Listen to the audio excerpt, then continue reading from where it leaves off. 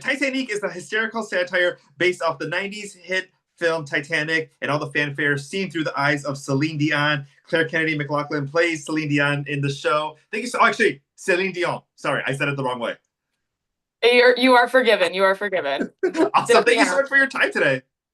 Thank you for having me. It's so great to be here. You played Elsa on stage. You were in the Carole King Beautiful musical. I mean, how does something like that kind of prepare you to take on Celine Dion? Um, I mean, Or is I it a would whole say nother like Elsa. beast? Yeah, Elsa's a fictional queen, but Celine Dion's a real life queen, so there is a bit of a difference there. But I don't think anything could really truly prepare me to play Celine Dion. Like that is she's otherworldly, truly. She might be more of a Disney princess than Elsa is, actually.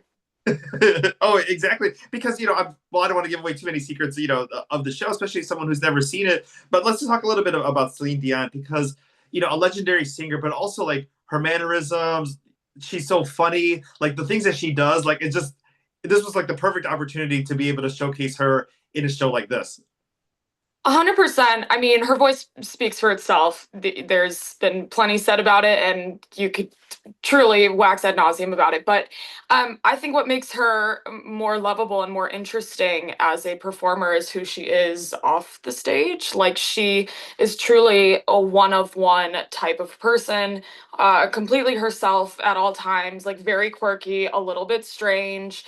But I don't know, sometimes when you get, vocalists and these like all-time greatest singers or divas in the world, there's not really much um depth sometimes. Like that diva image is kind of all you see, whereas Celine Dion is just so different in that way of like she goes on and gives this Grammy Oscar award winning performance on stage, and she is just so strange and does it on her own terms completely. Like there's really nobody like her in that way, which makes it way more enjoyable.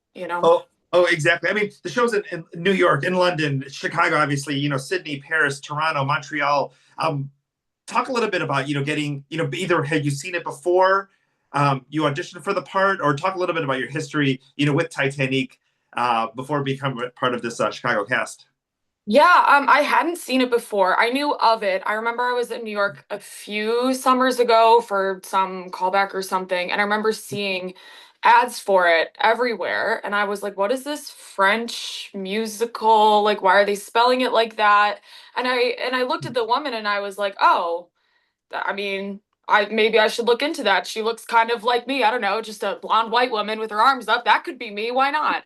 But I never really looked further into it until Porchlight announced that they were bringing it to Chicago, and then I was like, oh, I really gotta get to digging. Yeah, and then I just auditioned for it when I was here. And then as far as having the Chicago cast, because there's some Chicago specific humor, the show has evolved. I've seen it multiple times, and no two shows are the same as far as like the reaction, the jokes. I mean, talk a little bit about this being part of this like living piece of art that continues to evolve. We got a couple more weeks to go and check it out. Yeah, I think my favorite part is people ask all the time, like, how do you do a long run of a show? How do you, it's because it's really fun, and the people that we get to do it with, we're all genuinely friends with each other and support each other. And I will say I've a special privilege myself and actor Rob Lindley, who plays Ruth. We kind of get the most license to do whatever we want, within means. But doing that has been, I mean, it's the joy of the show. It keeps it fresh every night, and it keeps people wanting to return, which is, of course, our hope that they do. But getting to put a local spin on it and has been a real joy, and I think audiences appreciate that too. I mean, when you have all Chicago actors, most of our audiences are Chicago audiences, so we kind of know what works here. That Midwest like sense of humor is a little bit different, so it's been really nice to like play to your hometown. Talk a little bit about maybe some of the different reactions you get from people, because the couple of times I've gone, I've noticed I've laughed at like pretty much everything, but I've noticed, some of the people laugh at some of the jokes about the film. Some are more of the pop culture references. Some are more of the, our gay icons that we get to celebrate during that point. Everyone kind of laughs at certain points. Like talk a little bit about seeing that different reaction from the audience members. It's funny. You can definitely, as actors on stage, the way that that theater specifically works is we can see everybody's faces. I know a lot of audiences, you're kind of in the dark. We can see all of y'all, which they don't realize, but it's really Yeah. fun for us because you will recognize, like, when we, do certain iconic moments through the film, you'll bring a prop out and you immediately see certain people's eyes light up because they know what's about to happen. Whereas we say something else from a season of Drag Race, and you can see those people. And there really is something for everybody in the show. It's an incredibly queer show, but I mean, I'm Irish Catholic. I've got family that is still Irish Catholic, and they are not well versed in Drag Race or a lot of the jokes, and they have just like tears down their face, laughed so hard. So it's been really nice to do a show that at first I thought was pretty specific to one audience, but to find that it's actually so easy to love by most people. Yeah. Yeah, I mean, definitely there's those points where like if you know a specific reference, you laugh a little harder, but they're still funny that like no matter like what you're watching, you're still gonna enjoy it. It's almost like watching a sequel to a movie where you're like, I can enjoy it at this part, even though I haven't seen maybe necessarily the first one. Yes. Yeah. And, 100%. 100%. in that kind of way. Preparing, vocally, comedic wise. I mean, because you take on a lot of different parts of the show, inserting yourself into every like little piece of it. I mean, talk a little bit about preparing for that every night because you don't know the audience that's going to be there, and just kind of that gymnastics you have to do throughout the show. Yeah, I think one of the best pieces of advice that I got was from our music director, Dr. Michael McBride, at the beginning of we were on like a one-on-one session during rehearsals, and he was like, "I think you should just go full diva this summer." And I was like, "Right, what do you mean when you say that?" And he was like, "I mean with like the self-care and the and the water and the nebulizing, the supplements, and I've done all of that, and it does require that. I mean, it's not an easy thing by any means. But so with that on the physical side, it's been there is a regimen that I literally have my Gatorade next to me right now. I didn't drink Gatorade since I played softball at 14. So that's definitely made its way back into my life. But also, we don't like any good live performer does, especially with comedy, like you do make slight adjustments to the audience to see like what they like and what they don't like and what kind of crowd we have. And like if there's a crowd that gets this joke at the beginning, then we know it'll be good to say this other joke at this other point in the show because we know that they like get musical theater references or get whatever. But on the whole, like sometimes, especially towards the beginning, we had a lot of older audiences that perhaps were not totally aware of what they were getting into. And at that point, we just, the text itself, if you just play the text, it's already going to be a funny show. Yeah. So, when all else fails, falling back on a great book and obviously great music, I mean, that speaks for itself. Like, that is, it makes it easy. It makes it such an easy and joyful job. Talk a little bit about your connection to the Titanic movie. Were you one of those people that watched it, over and over? The soundtrack, tell a little about your connection, to the material before getting to be a part of the show. Um, Yeah, so I had seen the movie a few times growing up, but it always stressed me out a lot. I'm like, I already know what happens. Why would I watch this again? It's obviously an insane, like gut-wrenching, actual real life thing that happened. Yeah. So I didn't love to watch it. Of course, the music's beautiful, the love story is beautiful, but actually, when I booked this and we were going back in or starting rehearsals, I remember I was like, you know what? I really should do the adult thing and watch Titanic one more time.